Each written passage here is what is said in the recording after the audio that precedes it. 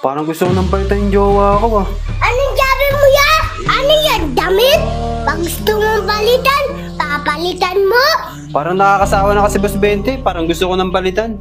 Ang galing mo nun niya! Huwag na maghanap ng iba yan. Nagbabalintines na oh. Ba't ba gusto mong balitan? Lakas ng toyo, Boss 20. Diyos, tayo lang pala eh.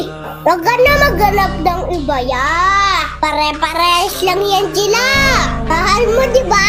Oo, Boss 20. Binahal mo eh. Tas papalitan mo. Tas iiwan mo. Ang kulit mo nun niya. Tawag lang yan ya. Tinutuyo talaga mga yan. Pero pagkapos ng araw, sila pa rin yung tao nagpatay sa'yo. Umintindi sa'yo. Minahal ka. Minahal mo. Pinangangkuan mo. At pinangarap mo. Yung nangliligaw ka sa kanya, dami mong sinabi. Puro magagandang bagay. Tapos ngayon, pagkatsawaan mo, huwag kang ganun niya. Huwag na maghanap ng iba. Huwag mong hanapin sa iba, yung wala sa kanya.